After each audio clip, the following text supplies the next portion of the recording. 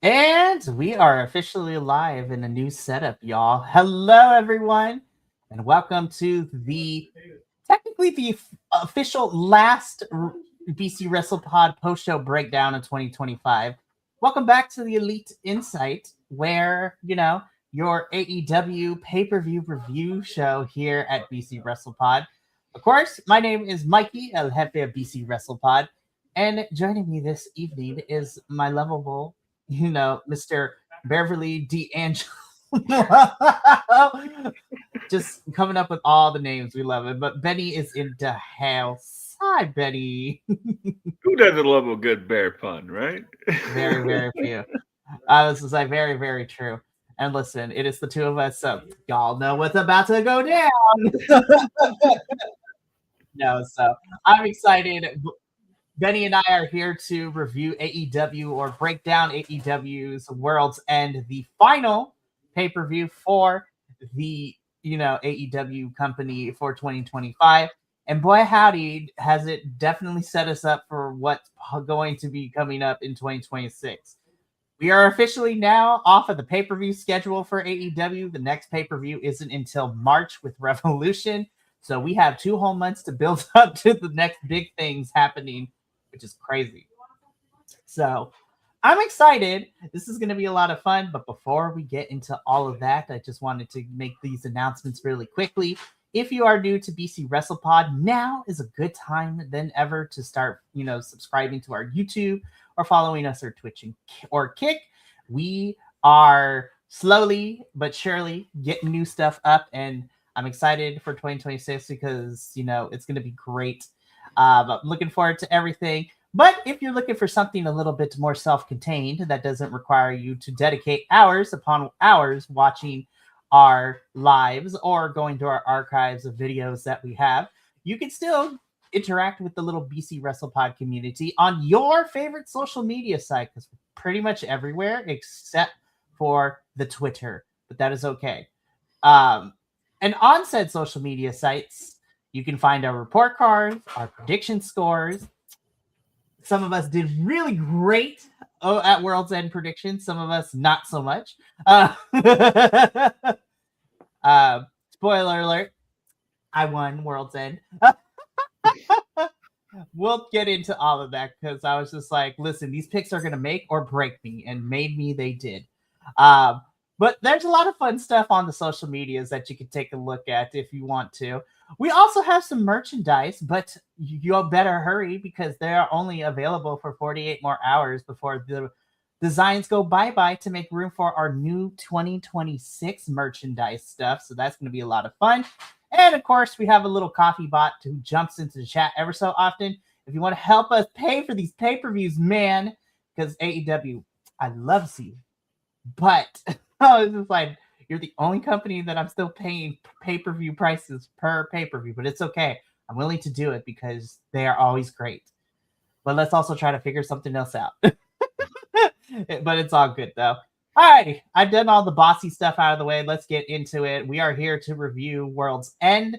The way that this, post-show breakdown is going to work is we're going to go through 0 Hour really quickly to give our quick thoughts of course, Antonio adding like 18 matches to 0 Hour. And literally in our text thread, Betty, when you posted the poster of 0 Hour, I'm like, God damn it, Tony. I was like, I'm not going to complain, but damn it, Tony.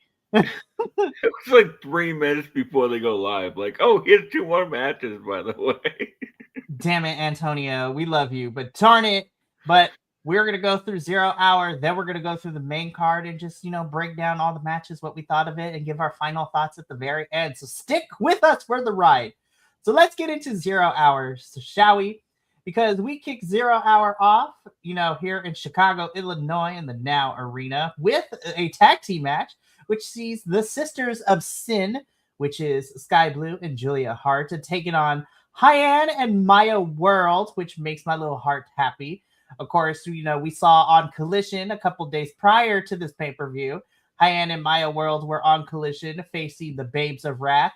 And I should have seen the signs, especially since Hyann and Maya actually got, a graphic and some instrumentation and some music when they were coming in to face the Babes of Wrath at Collision. We're going to talk about that in a little bit. But, oh my gosh, the Sisters of Sin, not to say that they've been bad prior to this, but I was just like, this was so clean. And I'm just like, I'm here for a Babes of Wrath, Sisters of Sin feud. Let's get into it. But shout out to Hyan and Maya World, because they took a last minute situation change and now it has gotten them booked and blessed regularly, even in squash matches. And spoiler alert, it has also got both of these girls signed to AEW, which is the most important part. I was just like, Hyan and Maya World are officially # all elite. Yeah, these girls really killed it in this match. Like this whole match was very fluid. Like, and Maya World and Hyan even got an entrance. Might have to work on that music a little bit, but everything else was pretty great. Like, one thing I loved was that Hyan was smiling from ear to ear. She couldn't have had a bigger smile on her face, which warmed my heart.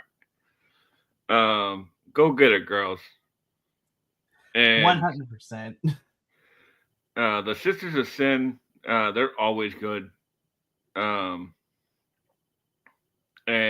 I think Maya World and Hyan made them pick up the pace a little bit too. Mm-hmm. I thoroughly enjoyed this match. It definitely, not knowing that Hyan and Maya World were going to get signed after this, but it was a good showing for both of them. The Sisters of Sin also looked really good in this.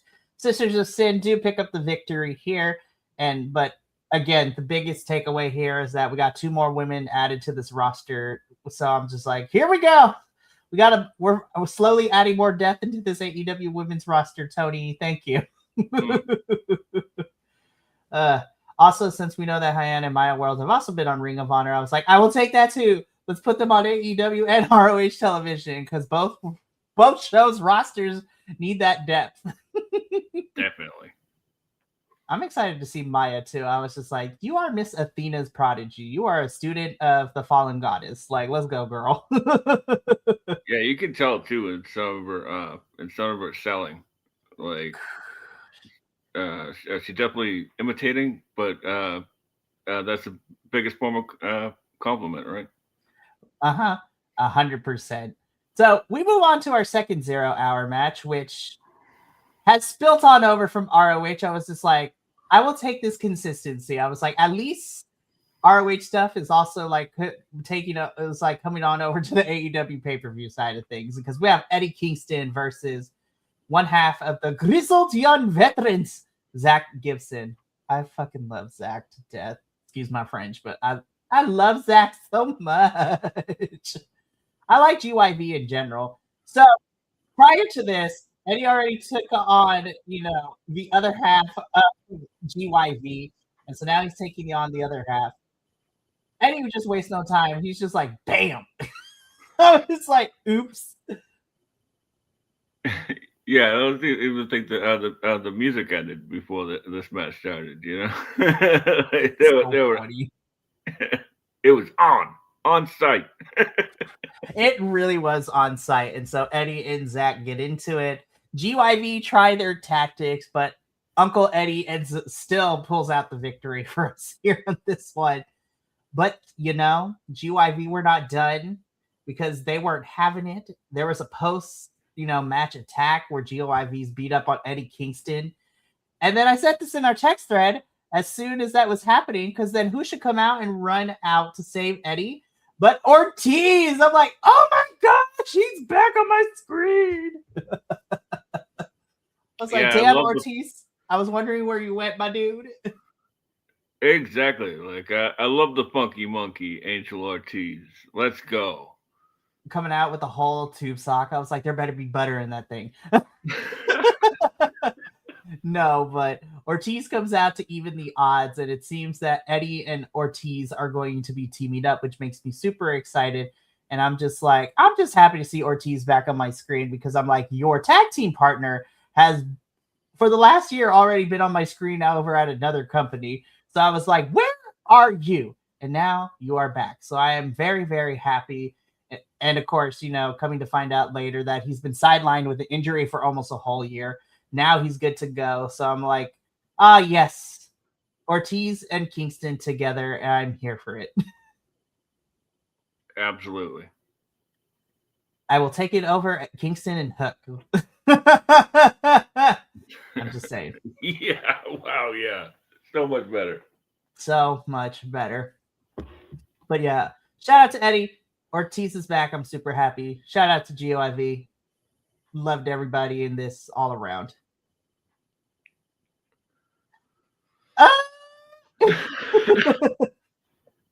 This was just a match this match was made for me. I'll tell you why. It had everything, right? It had my luchadors. Love that Máscara Dorada got to stick around for this one, even after the C2 was over on Thursday after Collision. Bandito is my wrestler of the year, so I'm never going to complain.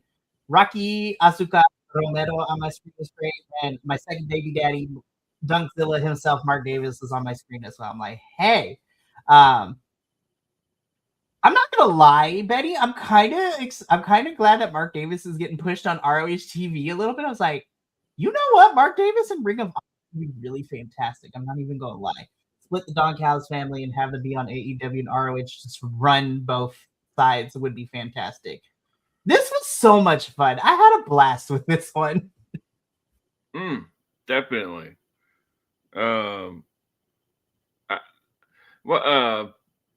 Bandito, I can understand why he was your wrestler of the year this year, because he's fantastic. And Dorada is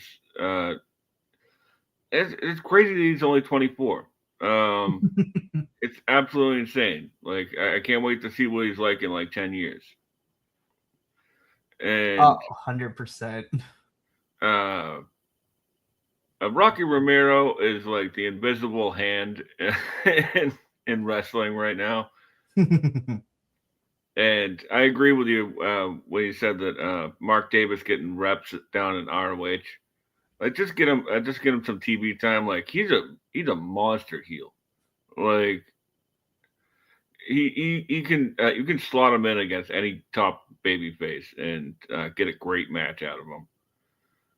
We saw glimpses of that during the Full Gear, national championship run in like that gauntlet match that we saw, right? Because I was like, when he came in, that stretch of like 3 minutes of him just literally dunking people with pile drivers was awesome.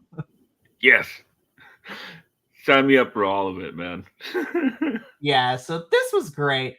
Máscara Dorada and Bandito win here. Of course, Máscara Dorada heading back to CMLL now that the C2 is over. And Bandito looking to, spoiler alert if you haven't seen last week's Collision, but Bandito is on a collision course with our AEW World Champion at Maximum Carnage, who we will talk about in a little bit when we get to our main event, because Bandito is not going to be facing the person who walked into the championship match as champion. So we'll talk about that when we get to the end of this.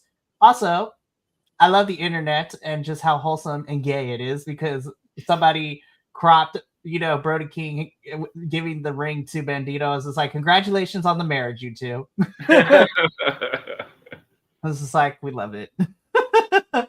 But we get into our final 0 hour match, which, oh boy. So this is, of course, The Demand and Josh Alexander taking on what we have unofficially dubbed Jungle Speed,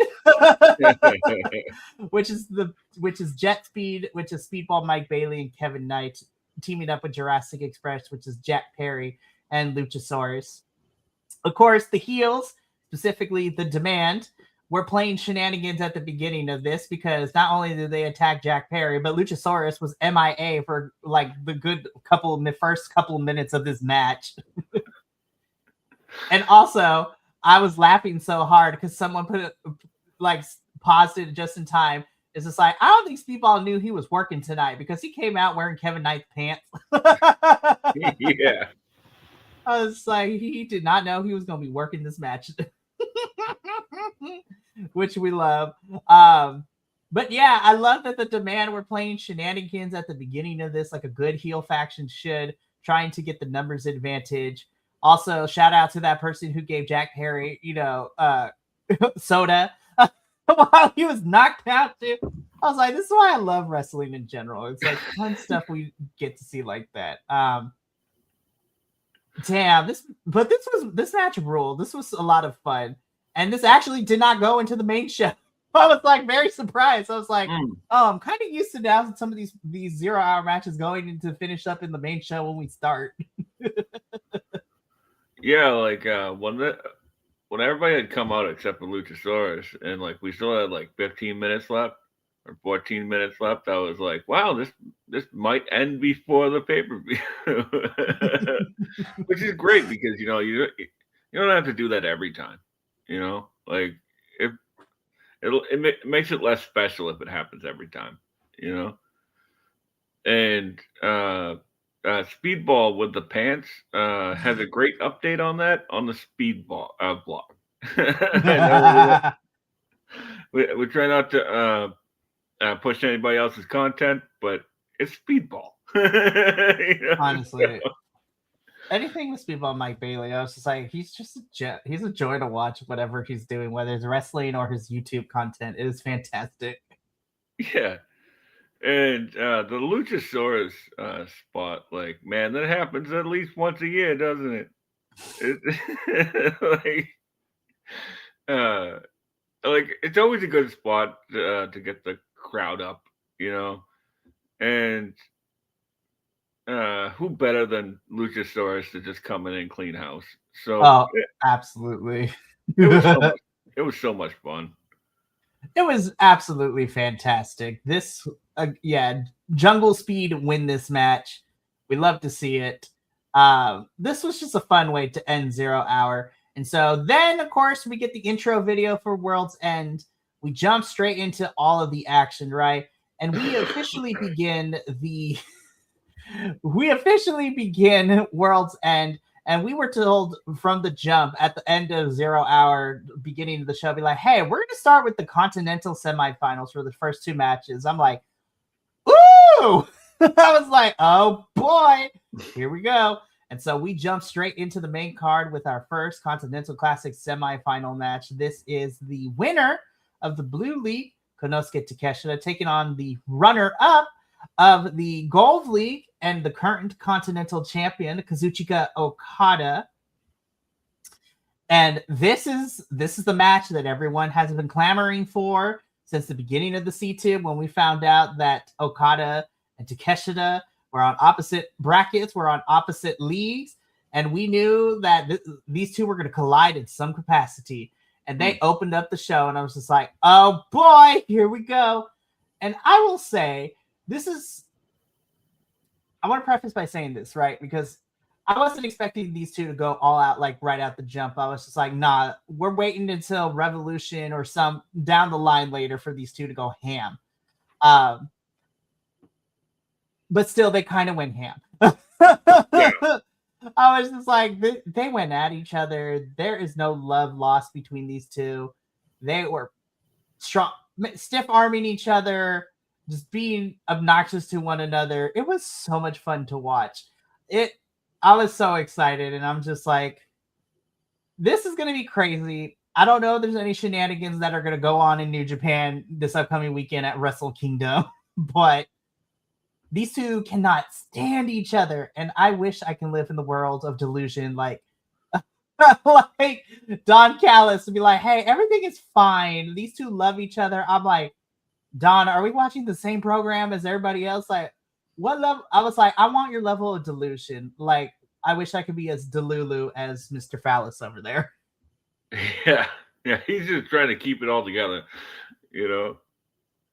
But this match, man, I don't understand what people wanted from this. I was just like, listen, I feel like some people's expectations were too high. I was like, guys, they can't go all out, no pun intended, like so quickly. This is literally their first encounter like this.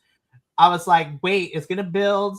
We have like 2.5 months until Revolution. We're probably going to build up to that. They're going to fight at Revolution. It's going to go crazy. So I was just like, y'all, be patient, please. Patient? Internet? No, doesn't happen. Wrestling community? Nah, Pasha. Give it to me now, and everybody wins. It's like that SpongeBob meme. It's like, put it in the bag now. I can't. I love you, wrestling internet, but I can't. But oh my goodness, these two went at it though, and we love some good storytelling because we got some shenanigans at the end. Because Okada's just like, you know what? We've gone on long enough. Let's do this. I will say it was a little sloppy on the ref's part. I was like, ref, you totally saw that screwdriver. Like, Okada could not hide that very, very well. You saw it, but we're going to pretend that you didn't. That's my only nitpick with this match. But Okada with the screwdriver allows him to get the win over Takeshita. So Okada would be moving on to the finals. Benny, what did you think of this opening the show, nonetheless?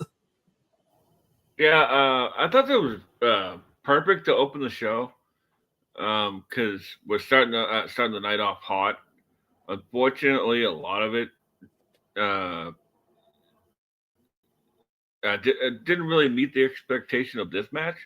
Not saying that anything was bad after this, just that this has been building for like 3 months, and everybody was chomping at the bit for this.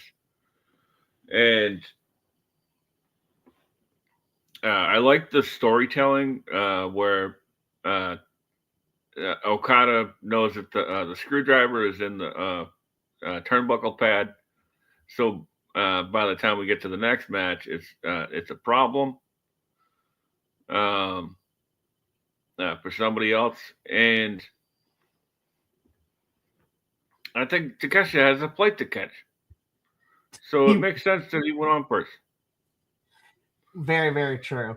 Okada will be there a little bit later too, because Okada will also be busy this upcoming weekend as well. That is true. So, yeah, so this was a fun way to open the show. Again, Okada would be moving on to the finals. Okada and his screwdriver would not only be the outcome and affect this match, it would affect the next one too, which we're going to talk about right now. Because we get into our second match of the main card for World's End, which is the second Continental Classic semifinal. Kyle Fletcher versus Jon Moxley. And I'm just like, ooh! I was like, you get one of these. You get one of these. This match was, Lord have mercy. Dare I say, I had to go back after all the initial watch through, and I had to reassess my notes and rewatch a couple stuff. I think this was probably my favorite match of the entire night. I'm not even going to lie. I was just like, give Kyle Fletcher a championship in 2026. Let's put some world title on him, man. Like, And Moxley, we're going to talk more about you when we get to the finals, but like, to go from the crowd booing you at the beginning of the night to cheering you towards the tail end of the night, Moxley has used the C2 to tell a really great story. And I wish more people would be talking about that, because essentially Moxley is now a quasi babyface. Yeah, it's really not going to take much to make that turn happen. And I can understand why this was your match of the night, because Mox really wrestled like two different styles on this match, and like he was pulling double duty just like Okada was, which I thought was pretty impressive. This had some really gross spots. One that got everybody talking. But they had a lot of really great storytelling in this, and that like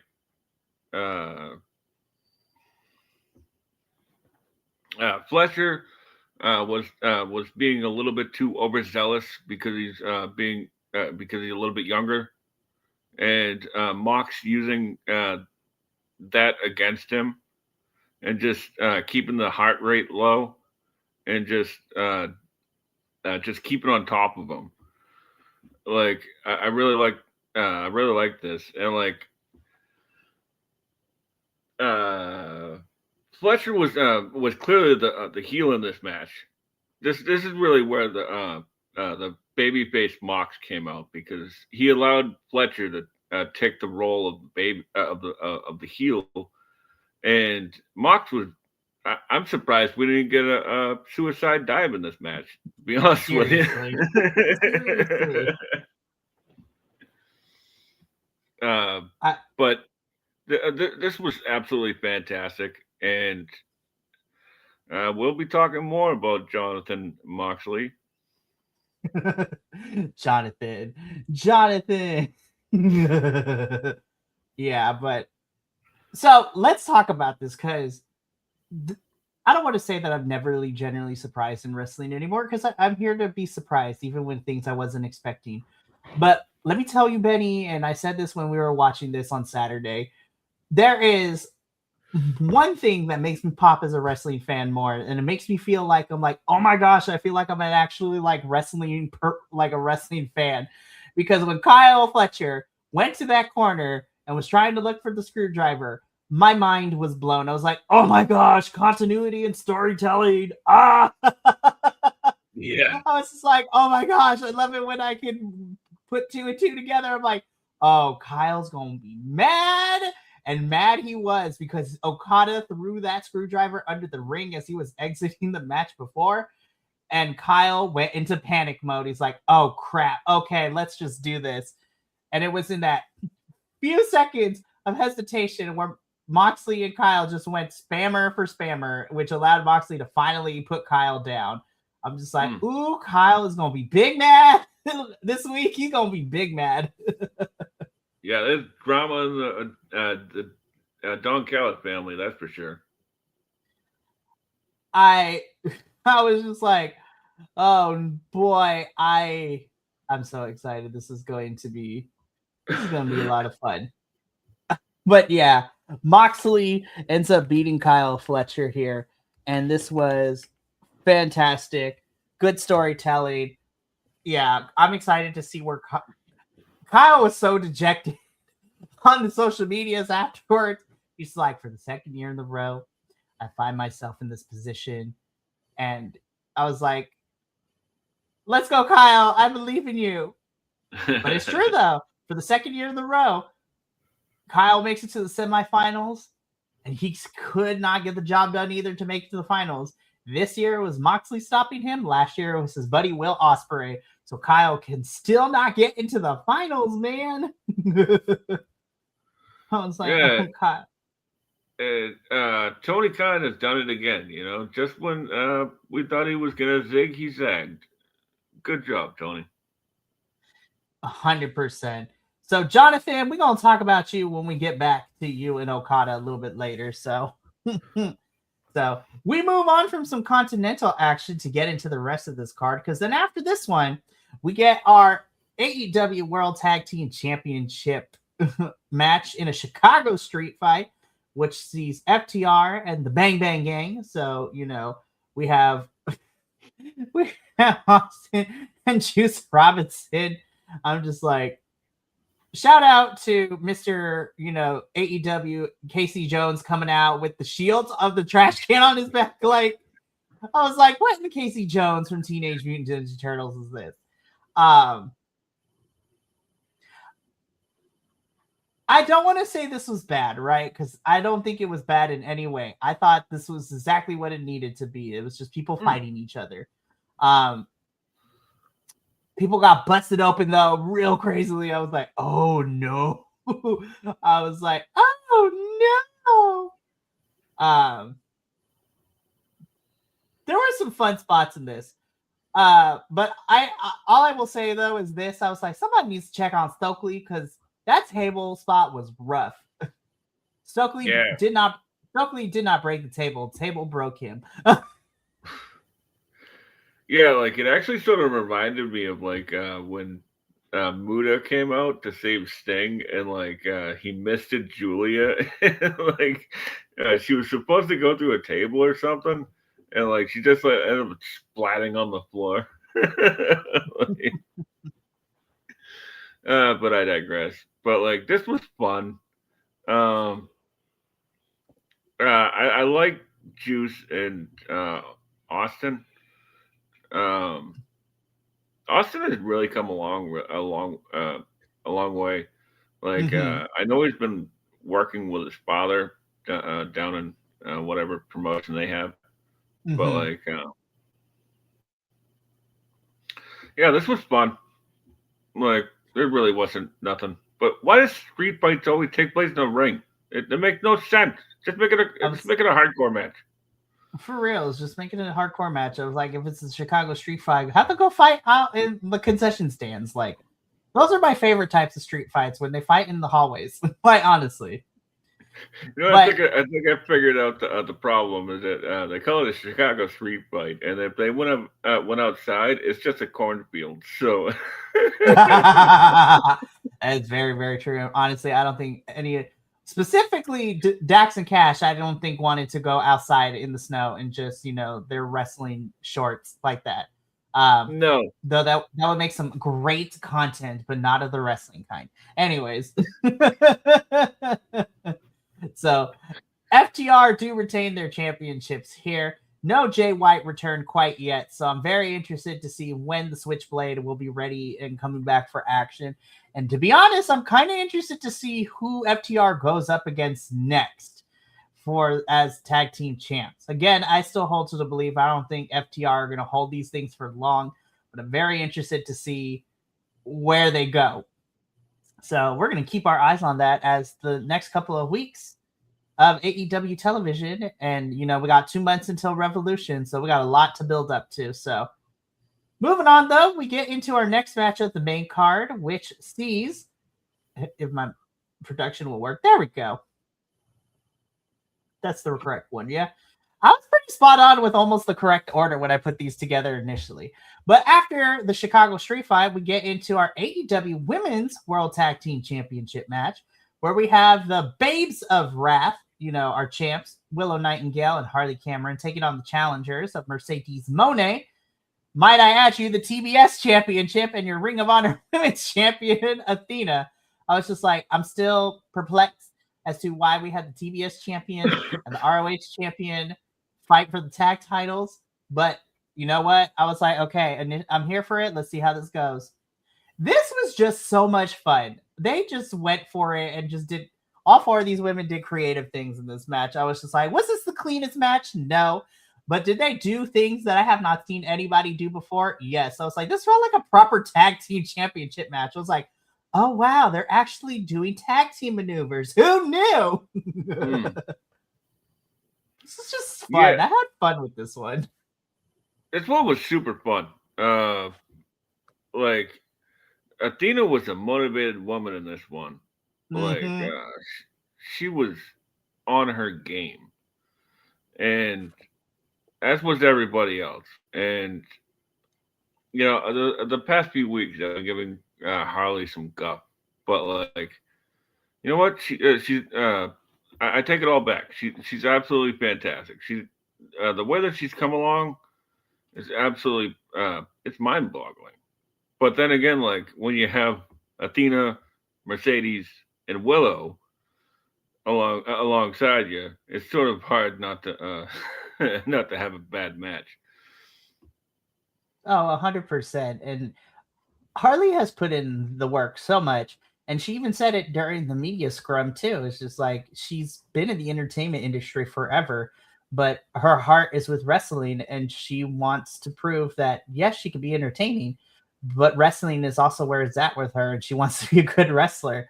And so, like you said, when you are in the ring with Willow, Athena, Mercedes, and you're also training with the likes of like Madison Rain and Rachel Ellering too when you get a chance in ROH as well. It's just like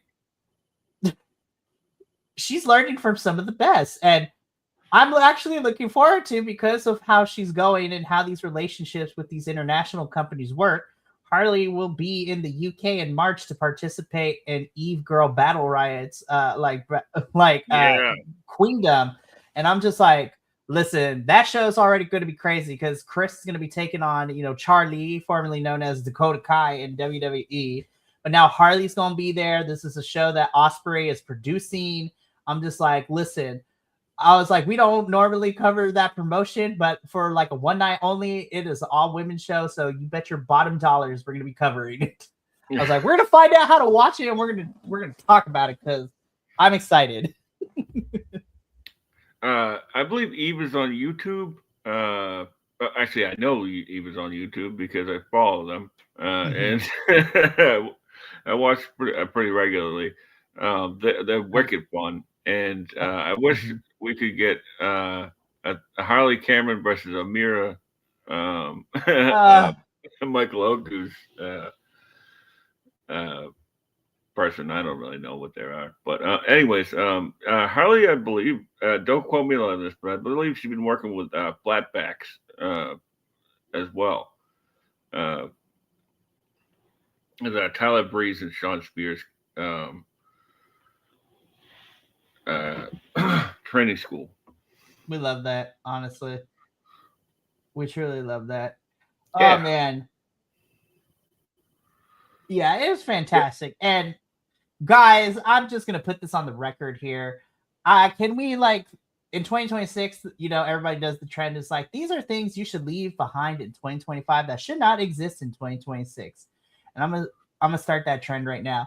Can we leave the notion that Mercedes isn't in charge of her creative in 2025? Like the homegirl took the pin in this match. Like, can we stop with this narrative that she's the one booking herself to win? I was just like, we need to stop, you guys. We're done. It's done and over with. Like, it was never a thing. It did not happen this year. I was just like, what more proof do you need? She lost to Tony. She lost to Chris. She lost to Babes of Wrath. What more do you want? Yeah, and she's crashing out right now. Oh man. We're gonna talk about that crash out though, because it was glorious and it was a meme and it was my favorite wrestling meme this week. But yeah, Mercedes ate the pin in this one. Athena is all mad at her. The crash out is coming very soon, and we're probably gonna see more of it on tomorrow night. Because I was just like, I get it's not a title match per se, but I'm sensing Willow winning here if we're going to continue with that. So we're going to talk about the crash out a little bit later, though.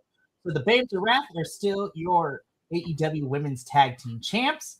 I'm also very interested to see where we go with them. I'm kind of hoping they enter a feud with the Sisters of Sin, which will also give our Women's Champion a feud to go into as well. So this is going to be fun. But we got to move on, though, because after this match, these were just two nut jobs who were just here to kill each other. They said, fuck wrestling. We're going to see how much we can make each other bleed. So we get Gabe Kidd versus Darby Allin. And I'm going to be completely honest. I was just like, leave it to Anthony Khan, to be like, hey, so Gabe was injured and Darby was also kind of injured. So we kind of put a pause on this. So let's put this match on this pay-per-view right here. I was just like, leave it to Antonio to run back something that we had to put a pause on because of stuff. Yeah. Let's run it back. 7 months later. I was just like, sure, Antonio Khan, we love you. We really, really do. I was just like, I still juggled with it. I was like, did this need to be on a pay-per-view?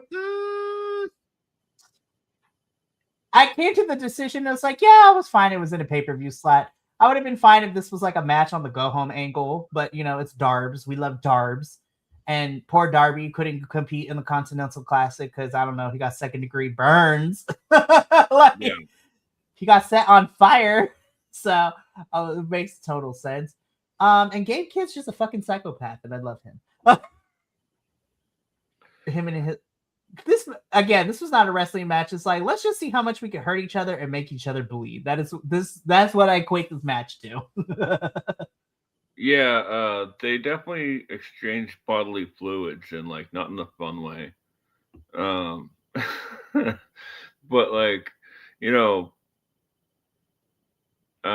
this, I don't know if this needed to be here. I'm gonna be that guy because this could have been another spot for a couple other people.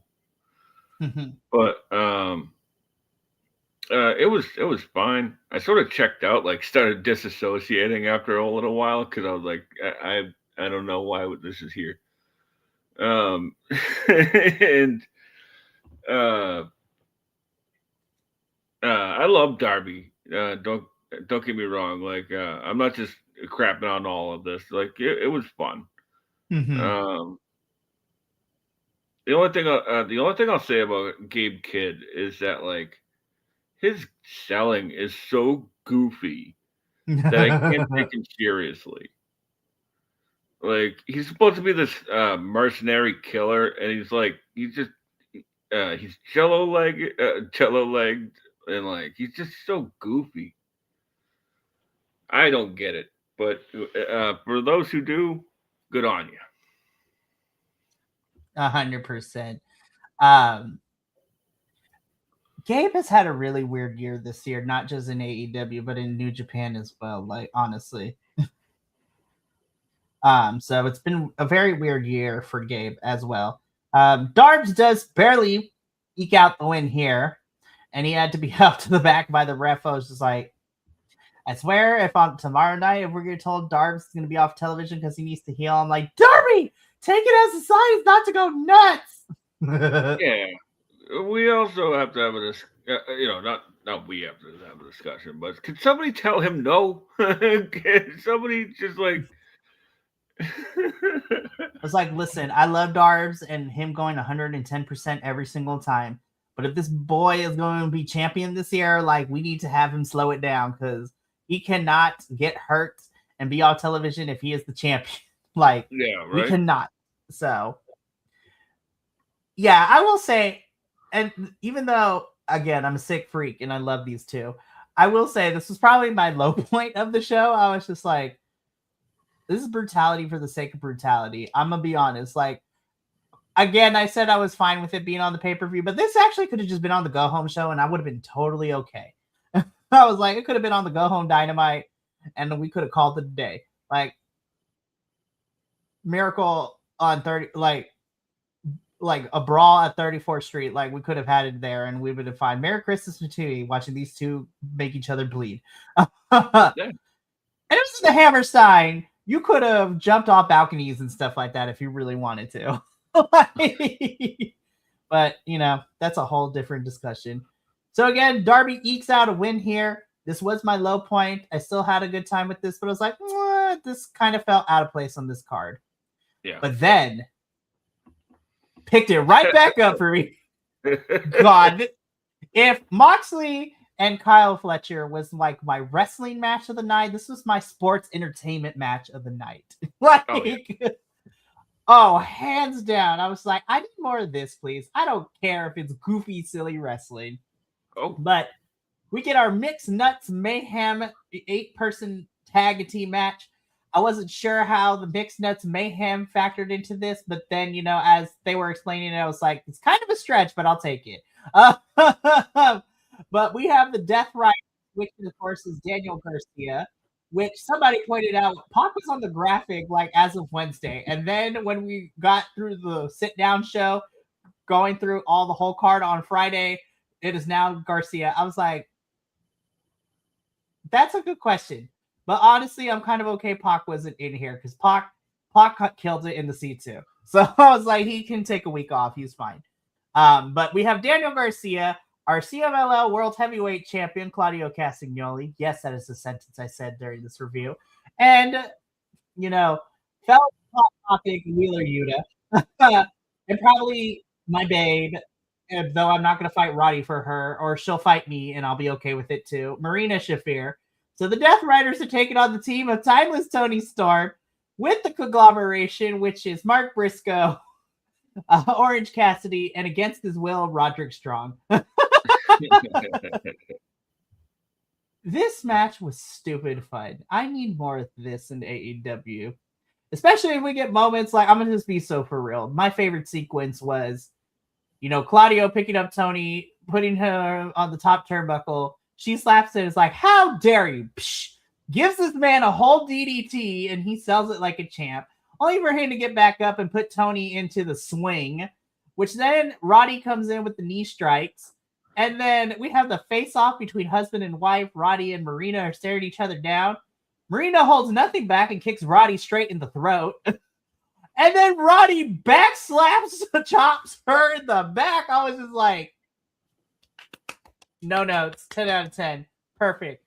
Also, I did not know I wanted Orange Cassidy and Timeless Tony Storm as a mixed tag team until they were literally doing tango wrestling moves in the middle of the match. This was just so much fun. I could not stop smiling. I don't care. People are mad, and I don't care. Who's mad? Fuck them.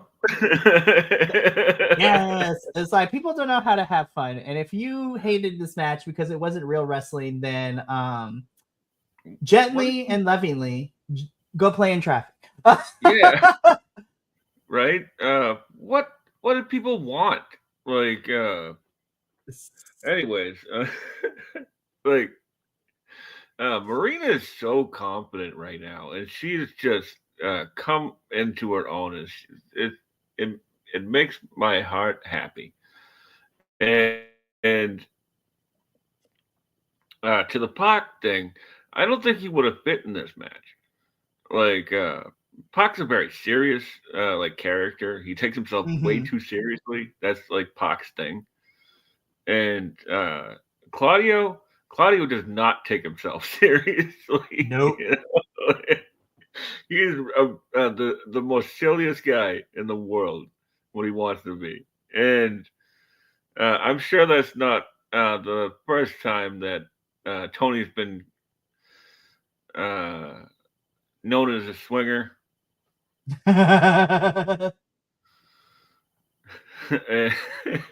Man, but yeah, the tango, like the violent tango, like what like this was PWG nonsense, and I was all about it. And when I say nonsense, I mean a fun filler, right? Because this is exactly what this card needed at this moment was to just a breather, just a laugh, and like because the show was going long at this point, so they needed a little bit of a refresher to get them back, and boy did it ever.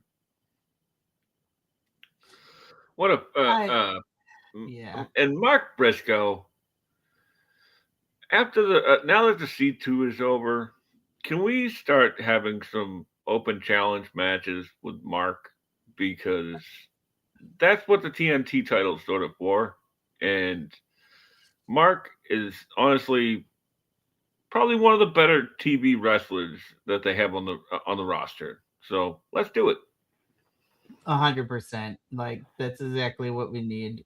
Let's do this.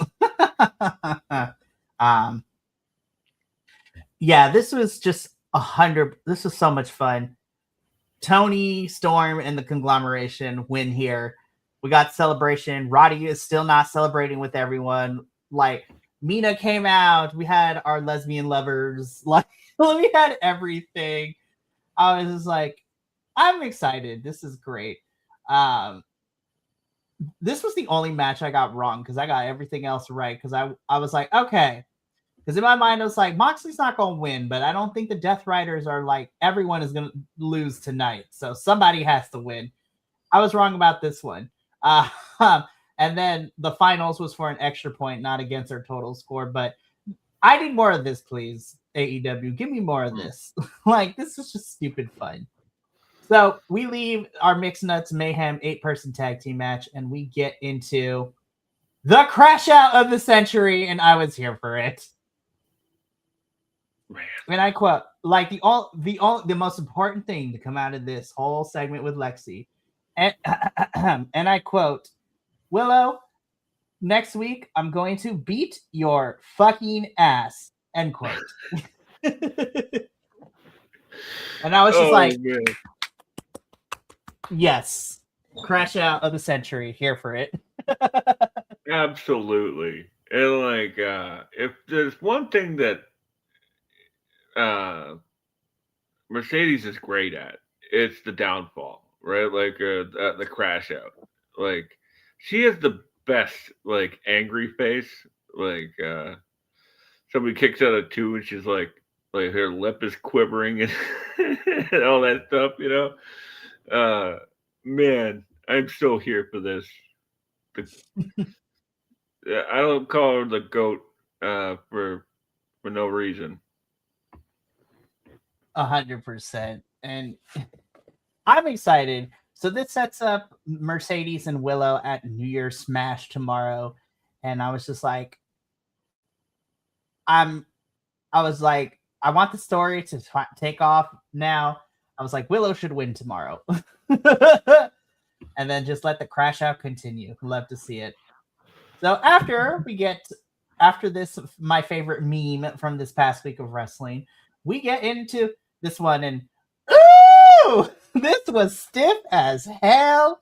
This was just big meaty mamas beating on big meaty mamas, like Jamie Hayter versus Chris Statlander. These two were just stiff, and I was here for it.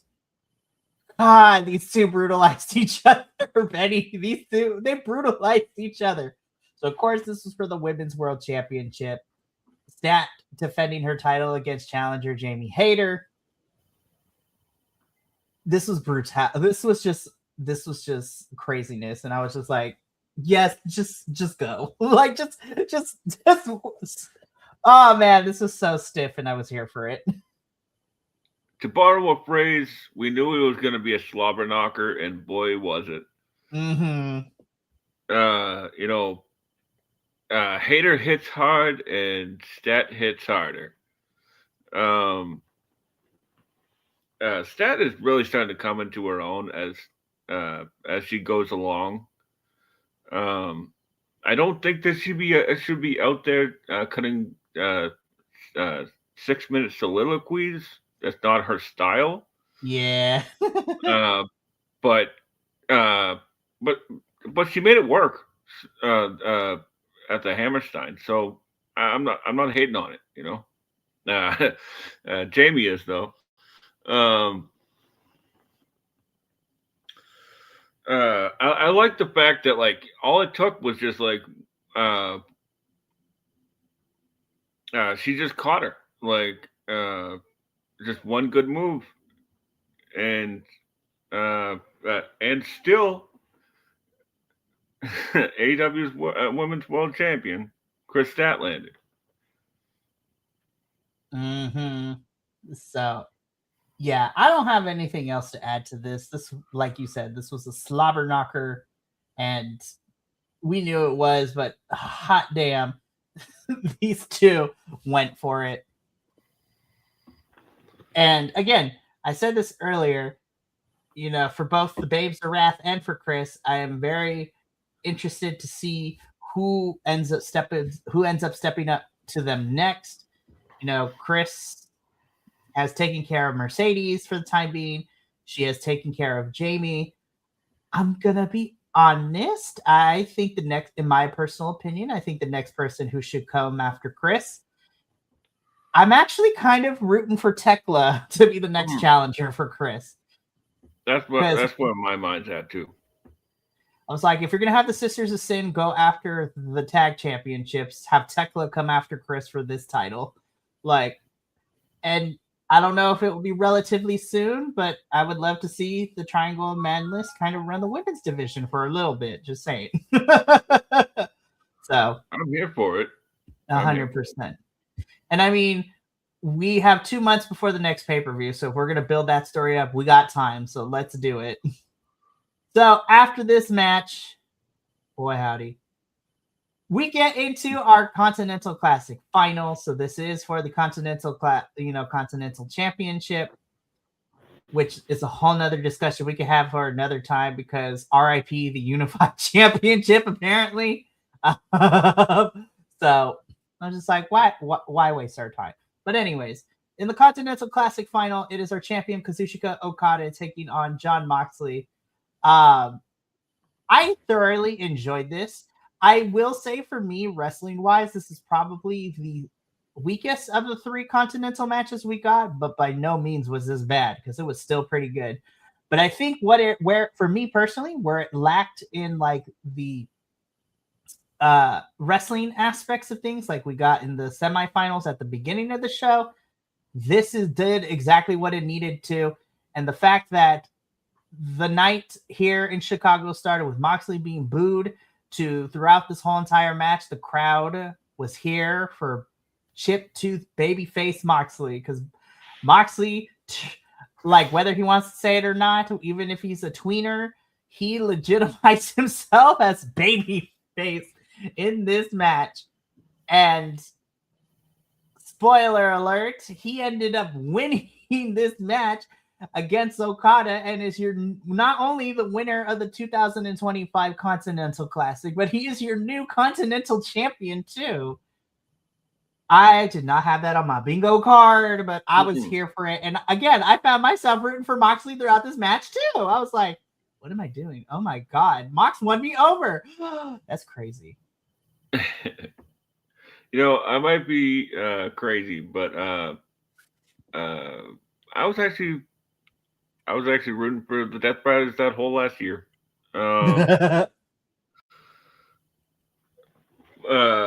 This match, as you pointed out, was a little bit slower, it was a little bit. It wasn't as hard hitting as the other 2 matches. Mm-hmm. I really think that this was, in a way, Mox showing Okada how to work a main event style in AEW. Mm-hmm. Because it's not that Okada doesn't know how to work a main event style. He's Okada, But I think Okada, he sort of looked outpaced in this one. Mm-hmm. Everything had, I think everything had caught up to him, and I saw a video the other day, a little clip of how Moxley broke his tooth, and or chipped his tooth, in the match with Fletcher, Fletcher puts his leg in the steel steps, and as he pulls the steps away, Mox loses his balance and smacks the sorry. It's all good. Smacks his head on the steel steps as he gets let loose and chips his tooth. But I digress. This was fantastic. To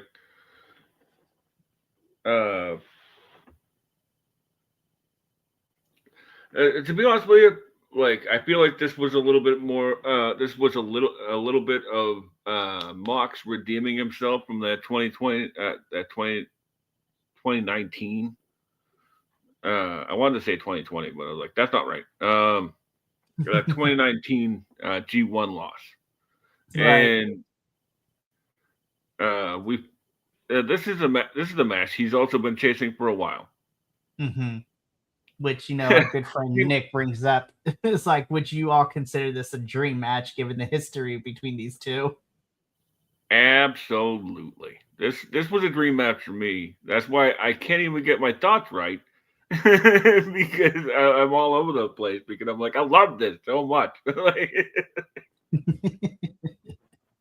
And I think especially for those of us, I would also consider this a dream match. And I don't want to sound elitist when I say this, but I think for those of us who have followed Okada and Moxley's careers, not just in AEW, but their careers in New Japan,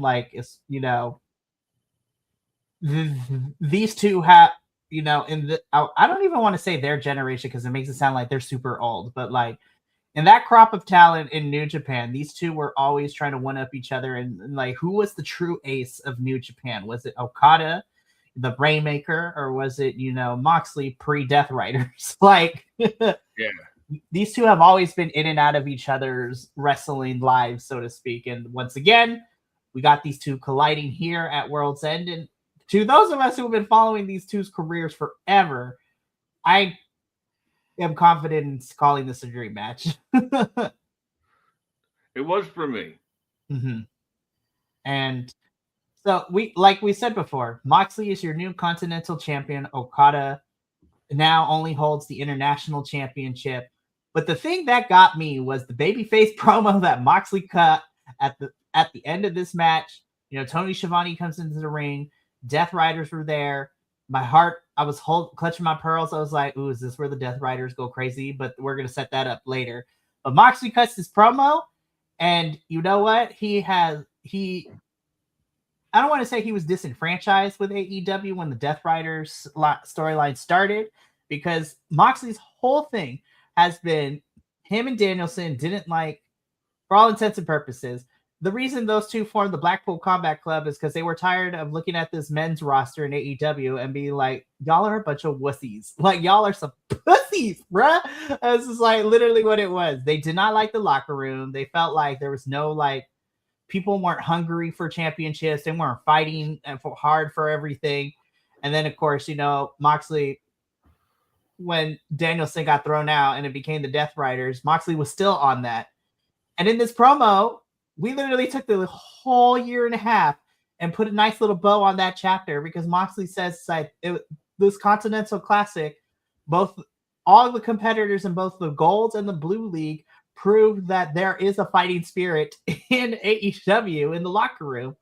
And so it's because of them, it's because of the fans, that this championship isn't just for him, it's for everyone in the back, it's for the fans. And I was just like, this is a very babyface promo for Moxley. And I'm just like, oh, this turn with the Death Riders ousting Moxley out is going to be bittersweet when it happens now. And I'm excited. I cannot wait. I was like, in one night, Moxley went from getting booed to winning the crowd over as a babyface. Also, I was like, Chicago, know how to turn them. Yeah. Chicago, you definitely got better as I go on, but I still got beef with y'all. Chicago, I love y'all, but I still got beef with you. I was like, y'all were weird. Y'all were weird Saturday night. Got better towards the tail end of the show, but I have questions for you. So it's like, the crowd? Yeah.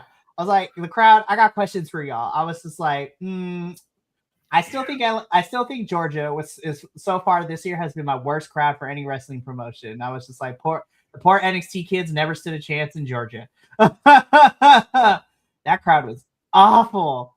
But Chicago, I was like, next time we need to get it together, y'all. I was like, get it together. Anyways, we move on from this. And I mean, let's be real. We knew what this was. We get into the main event of our show, the AEW World Championship 4-way. I was thoroughly entertained. I had a good time with this match. My only critique about this is I felt that not because I knew the ops were going to get involved somehow. My only critique with that is that I feel like they came in at a weird place of the match, if I'm going to be completely honest.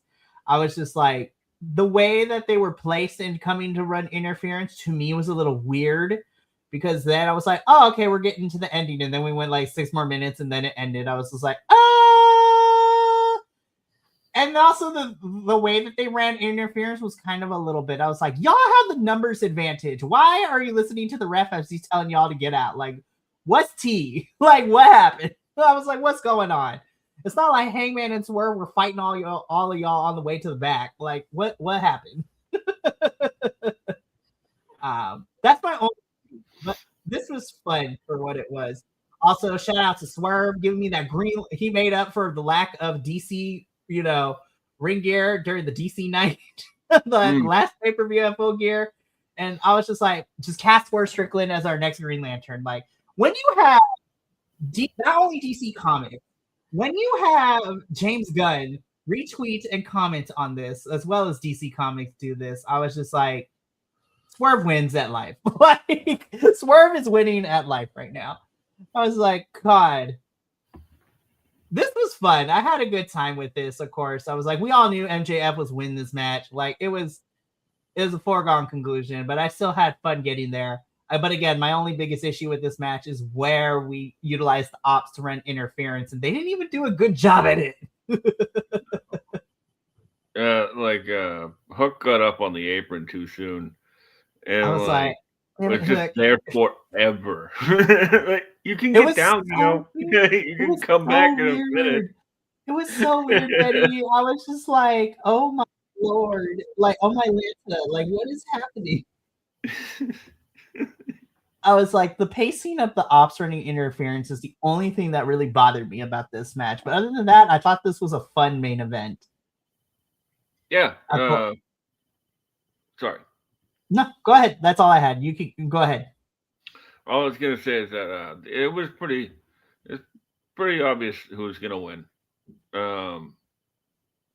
Especially like comes back like 2 weeks ago, runs everybody down.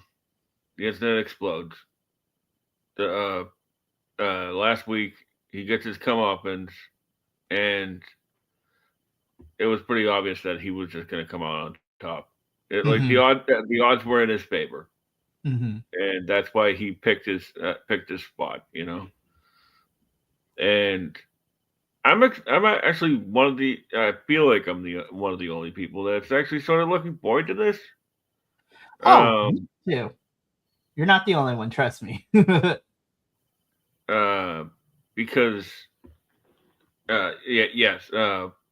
first and foremost, his comments 2 weeks ago or whatever it was were uncalled for, and utterly disgusting. Oh yeah, I was a little cringe. I was just like, listen, MJF, I know Max, I know this is your thing, but given everything that has gone on with the Diddy Dick Diddler, like I was like, whoa, man, whoa. And I know that's your shtick. Max is a scumbag, that is his thing, but I was just like, sir, I'm just saying, I was just like, I know it's a character choice, but I needed somebody in the back to be like, Max, maybe we should not. Maybe we should not. Yeah, because like the thing is, right? Like you could say that, like the crowd wasn't supposed to boo, but they cheered instead. I was like, but ew. That was the cadence. That was the cadence on Max's part. They cheered because of how he said it. He wasn't he wasn't saying it as a heel. He was saying it to get a pop. So. That's on him. But moving away from that, this was fun. I like Joe as a transitional champion because it also adds that resume, and that also means because Tony Khan is a gigantic Samoa Joe mark, right? For lack of a better term, he's a very big fan of Samoa Joe, and Samoa Joe only had one TNA title win in his entire time in TNA. So guess what? He's now outpaced his entire TNA run with his run in AEW. Which I'm super excited for that. And Joe has gone on the record to say it's just like he is okay to do whatever needs to be done. Like he doesn't mind. He doesn't need a long championship reign. If they want to give him a long reign, he's cool with it. If they want to make it a short reign, Joe is in this for the business, and he's just like he don't care. And Joe has even said he knows he's getting to the tail end of his career. I was like, listen, Joe, I don't need you and AJ Styles retired in the same year. We got to space it out, please, because my emotions are not ready. I don't know how my tear ducts would explode. Listen, we would need to bring tissues on here and be like, we just have a cry fest, and I couldn't. So again, MJF is our new AEW World Champion after the shenanigans that go down and him pinning Joe. We do not have to wait long for Max to have his first challenger, because in 2 weeks at Maximum Carnage, it is going to be Max versus Bandito, who won the diamond ring, which guaranteed him a championship match against Max. So that should be a very fun one. And Max's championship run doesn't need to be long, but it does set up for some really fun stuff where it's for Max, it's going to be Max versus Hangman 2, Hangman, Max versus Swerve 2, I think, at this point. Darby versus MJF 2, and then eventually when he comes back, when he's ready to go, Ospreay versus Max 2. Like, Max is going to have a fun run, and I was just like, I think Max is holding on to this until probably either Double or Nothing, or if they are going to make him a champion going into the whole, like, for the majority of the year, I'm also calling Wembley is where Max finally loses it to. So Double or Nothing or Wembley is where I see it going off of Max. So we shall see, though, because I have been swerved, no Strickland before with this company. And yeah, that is it for World's End. So let's give our final thoughts, shall we? I'm going to be generic AF because I'm basically going to reiterate what I put in the report card for World's End. So I gave World's on. So this again, the scale that I use for the report cards here at BC WrestlePod is the report cards go from a scale of C- to A+. I don't think any wrestling show is a D or an F quality. Those are reserved for absolutely horrible ones.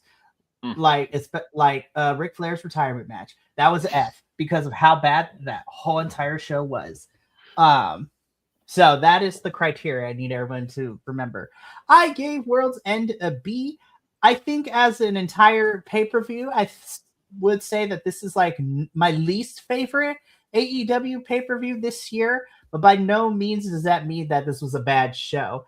I think what AEW did perfectly for this one is that it tied up everything that we've had in 2025 and it set up a lot of stuff going into 2026, which I feel like that's what World's End needs to be. And of course, the Continental Classic is what carried most of the show, and those were excellent, as well as some fun matches that were had.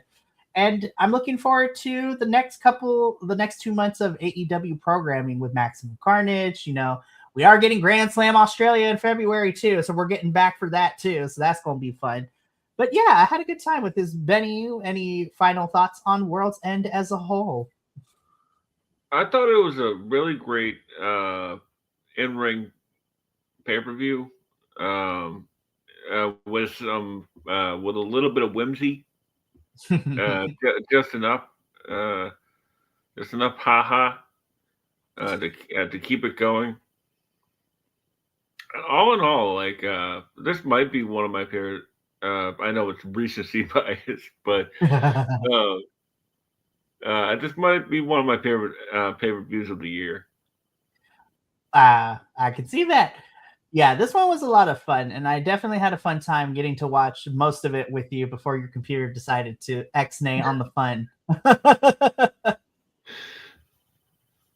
it's all good. But yeah, that's going to be it for us. This is our final AEW pay-per-view review of the year, as well as for a little bit, because the next pay-per-view isn't until March, and that's going to be AEW Revolution. But in between, All Elite Ensemble will still be here.